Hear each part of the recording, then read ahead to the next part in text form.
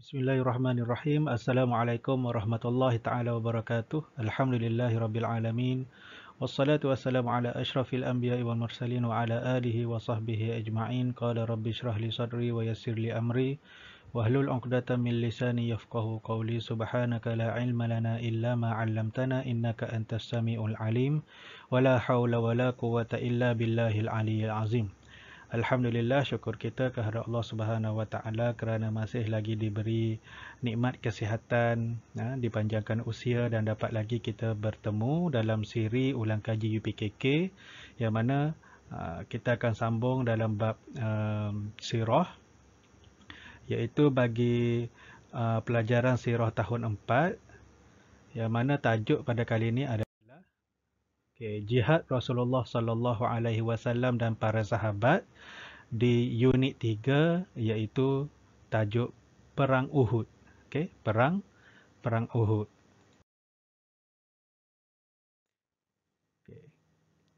Kita tengok. Perang Uhud berlaku pada bulan Syawal tahun yang ketiga Hijrah.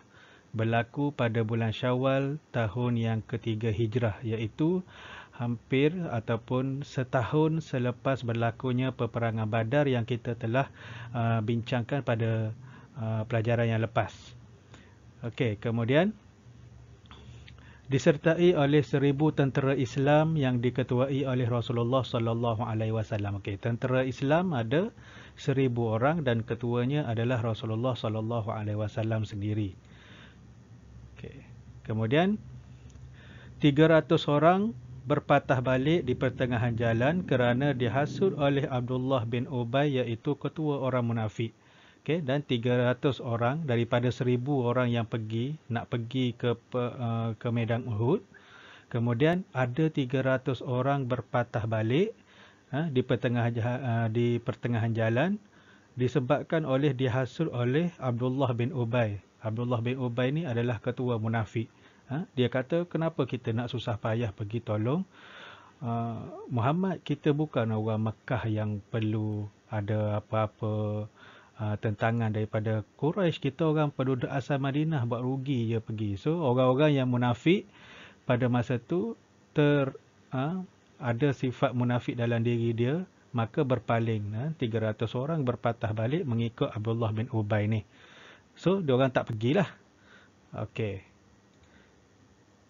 Kemudian tentera musyrikin seramai 3,000 orang diketuai oleh Abu Sufyan bin Harb. 1,000 lawan 3,000. Kena ingat.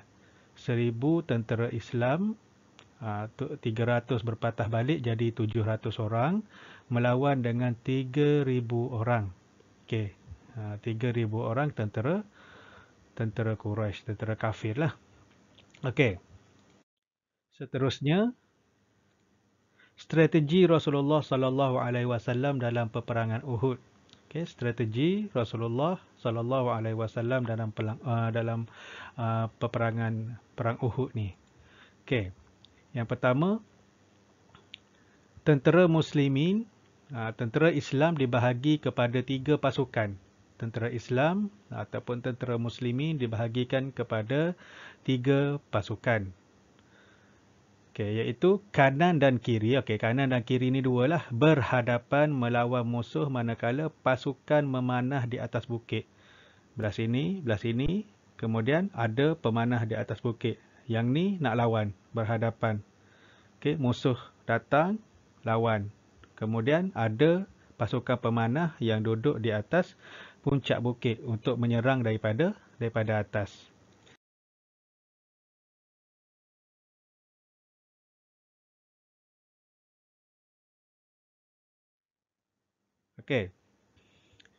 Dan kesemua mereka tadi tu dilarang meninggalkan tempat masing-masing kecuali dengan arahan Rasulullah sallallahu alaihi wasallam.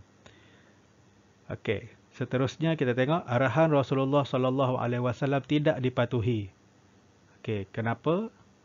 Ramai daripada pasukan pemanah turun mendapatkan harta rampasan perang setelah tentera musyrikin melarikan diri. Pada peringkat awal peperangan Uhud ni, sepatutnya tentera Islam ni dah hampir nak menang dah, disebabkan oleh tentera musyrikin yang ramai melarikan diri. Bila tentera musyrikin ramai melarikan diri, dia orang pun rasa macam, oh kita dah menang. So, dia orang lupa yang Nabi kata kalau Rasulullah tak bagi apa-apa arahan, jangan tinggalkan tempat masing-masing. Sama ada yang puak dekat kiri ke, yang dekat kanan ke, ataupun yang di atas bukit, pasukan pemanah. Okay, tapi bila tentera musyrikin melarikan diri, mengundurkan diri, pasukan pemanah ni dia orang macam dah rasa dia orang dah menang. So dia orang turun untuk ambil ghanimah ataupun untuk ambil harta rampasan perang yang ditinggalkan oleh tentera-tentera musyrikin. Biasalah dalam peperangan ni orang cuma nak selamatkan nyawa, harta, apa benda yang dia bawa, bekalan, apa benda senjata ke, kadang-kadang dia tak ambil semuanya. Semua dia tinggal. Itu jadi ghanimah. So, tentera Islam yang di atas bukit, tentera pemanah ni nak turun pergi ambil harta tersebut. Okey. Terusnya selepas itu Khalid bin Al-Walid dan kafir Quraisy menyerang daripada arah belakang. Bila pasukan pemanah ni turun, dia pergi dekat harta tu tadi. Selepas itulah Khalid Al-Walid pada masa ni masih lagi di pihak tentera kafir Quraisy. Dia belum masuk Islam lagi. Dan di suatu ketika Khalid Al-Walid ni masuk Islam dan dia jadi panglima peperangan yang hebat di dalam Islam. Masa ni dia belum Islam lagi. So dia bekerjasama dengan tentera kafir Quraisy ni datang daripada arah belakang dan menyerang kelompok yang nak pergi ambil harta rampasan perang tadi tu. So dalam serangan tersebut, tentera Islam terkepung dan menjadi lemah dan tersebarlah berita kematian Rasulullah sallallahu alaihi wasallam dalam peperangan. Diorang pun bila dah kepung ni, dah ramai yang terkepung ni, diorang pun macam diorang laungkanlah, oh, Muhammad dah mati kan. So, itu adalah untuk melemahkan lagi semangat orang-orang Islam yang sedang bertarung di medan lain. Di tempat lain. Dalam peristiwa perang Uhud juga, tapi dia kan ada kiri, ada kanan, ada atas tadi tu. Okay, so ada beberapa tempat yang lain tu masih lagi berlaku peperangan. So bila orang kafir cakap Muhammad dah mati, ini akan melemahkan tentera-tentera Islam yang lain kerana Rasulullah dikhabarkan telah wafat. Padahal tak pun. Okey. Rasulullah tercedera. Okey, dalam peristiwa perang Uhud ni, Rasulullah sallallahu alaihi wasallam mengalami beberapa kecederaan. Okey, kita tengok. Okey. Ubay bin Khalaf menghampiri Rasulullah untuk membunuh baginda. Namun baginda pantas mengambil tombak dan merejam leher Ubay lalu meninggal dunia. Okey, Ubay bin Khalaf ni adalah satu-satunya manusia yang telah dibunuh oleh Rasulullah sallallahu alaihi wasallam dalam peperangan. Okey, dia pergi dengan beraninya nak serang Rasulullah, tapi Rasulullah lebih cekap. Okey. Kemudian yang kedua, beberapa orang sahabat meninggal dunia semasa melindungi Rasulullah sallallahu alaihi wasallam. Dalam masa dah terkepung tadi tu, bila tentera Islam dah lemah, maka diorang pun datang balik. Tentera kafir ni datang balik dan sempat pergi menyerang tempat Rasulullah berada. Masa inilah semua sahabat-sahabat yang menjadi perisai Rasulullah ni ada yang terbunuh, ada yang terkorban untuk melindungi diri Rasulullah sallallahu alaihi wasallam. Kemudian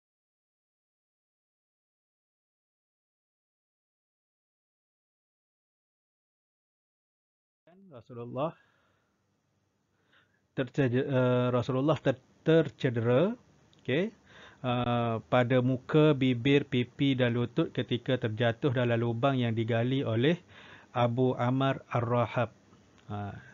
Itu peristiwa Rasulullah SAW tercedera dalam peperangan Uhud disebabkan oleh jatuh ke dalam lubang. Okey, seterusnya kita tengok bilangan tentera yang terbunuh.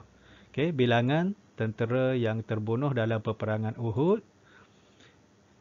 Okey, 70 orang tentera Islam terbunuh, manakala 32 orang tentera Quraisy terbunuh. Dan yang termasuk dalam tentera Islam yang terbunuh dalam kisah perang Uhud ni, yang masyhurnya adalah apabila syahidnya bapa saudara Rasulullah sallallahu alaihi wasallam, iaitu Sayyidina Hamzah bin Abdul Muttalib, mati dibunuh oleh Wahsy. Okey, Wahsy ni adalah seorang hamba kepada Jabir bin Mu'tam.